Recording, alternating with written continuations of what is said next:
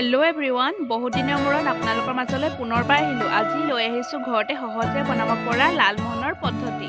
পোনপ্ৰথমে মই পৰিষ্কাৰ পানী অলপ লৈ ৰঙা আলুবোৰ ধুই লৈছোঁ আৰু ধুই লোৱাৰ পিছত কুকাৰত এটা চিটি দি ৰঙা আলুবোৰ বইল কৰি লৈছোঁ। কুকাৰটো চেঁচা হোৱালৈকে মই এতিয়া চেনি পানীখিনি বনাই ল'ম। চেনি পানীখিনি বনাবলৈ মই দিছোঁ 2.5 কাপ চেনি, 3 কাপ দিছোঁ পানী, মানে চেনি পৰিমাণতকৈ পানী পৰিমাণ অলপ সৰহকৈ দিছোঁ আৰু 1 কাপ চেনি দিওঁতে মোৰ ভিডিঅ' কৰিবলৈ থাকি গ'ল। আৰু এতিয়া দি দিছোঁ 3টা ইলাচি। মোৰ ইলাচি সুগন্ধটো খুব ভাল লাগে, আপোনালোকে এইটো স্কিপ কৰিব পাৰে। চেনি পানীখিনি উতলি থকা এখন চামুচৰ সহায়ত 2টা আঙুলিৰে এনেদৰে চেক কৰিছোঁ। আঙুলি দুটা যেতিয়ালৈকে আঠা আঠা নালাগে তেতিয়ালৈকে মই চেনি পানীখিনি ভালদৰে সিজাই ল'ম আৰু ৰঙা আলুবোৰ ঠাণ্ডা হোৱাত ভালদৰে বাকলি গুচাই লৈছোঁ।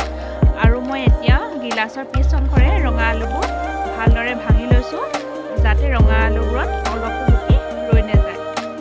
ৰঙা আলুবোৰ ভালদৰে ভাঙি লোৱাত এতিয়া দি দিছোঁ জোখ অনুসৰি 1/2 কাপ ময়দা দি ভালদৰে ৰঙা আলু আৰু ময়দাখিনি ভালদৰে সানি লৈছোঁ।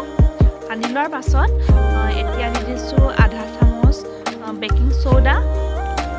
বেকিং চ'ডা দি ৰঙা আলু, ময়দা আৰু বেকিং চ'ডাবোৰ ভালদৰে সানি লৈছোঁ আৰু সানি লোৱাৰ পিছত আধা ঘণ্টা সময়ৰ কাৰণে গোটেই মিশ্ৰণটো থৈ দিছোঁ। আধা ঘণ্টা সময় হৈ যোৱাৰ পিছত মই হাতত অলপ গৰু ঘিউ সানি মিশ্ৰণটো ভালদৰে পুনৰ আকৌ মঠি লৈছোঁ। মঠি লোৱাৰ পিছত সৰু সৰু গুটি বনাই লৈছোঁ। সৰু সৰু লাডুবোৰ বনাই লোৱাত এখন কেৰাহীত ইয়াত দিছোঁ ৰিফাইন তেল আৰু ৰিফাইন তেল গৰম হোৱাত ইয়াত দিছোঁ ৰঙা আলু, ময়দাৰ সৰু সৰু লাডুবোৰ। ৰঙা আলু আৰু ময়দাৰ সৰু সৰু লাডুবোৰ লাহে লাহে কম জুইত ভালদৰে ৰঙা হোৱালৈকে ভাজি লওঁ। চেনি পানীখিনি গৰম হৈ থাকোঁতে ভাজি লোৱা ৰঙা লাডুবোৰ ঢালি দিম আৰু 3 ঘণ্টা সময়ৰ কাৰণে থৈ দিম। মই ঘৰতে সহজ পদ্ধতিৰে বনোৱা ৰঙা আলু লালমোহন হৈ গ'ল। আৰু এতিয়া আহি গ'ল যিহেতুকে আমাৰ আলুকৰ 24 জানুৱাৰী অৰ্থাৎ মাঘৰ 9 তাৰিখে আলুকৰ বাৰ্থডে আছিলে আৰু ঘৰত সেইদিনা নাম প্ৰসংগ কৰিছিলে আৰু ঘৰতে থুলমূলকৈ আলুকৰ বাৰ্থডে পতা হৈছিলে আৰু আলুকে সৰুকৈ কেক এটা কাটিছিলে।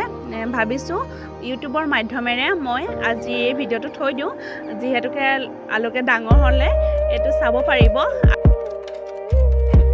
সেইদিনা আমাৰ ঘৰৰ ওচৰৰ নবৌ এগৰাকীৰ ঘৰলৈ যাম। নবৌজনীয়ে ইমান ধুনীয়াকৈ ঘৰখন সজাই পৰাই ৰখাৰ উপৰিও নিজৰ ফুলনি বাৰীখন ইমান ধুনীয়াকৈ সজাই ৰাখিছে আৰু বিশেষকৈ মহিলাবোৰ ফুল বুলি ক'লে বিশেষ আকৰ্ষিত হয় নহয় জানো?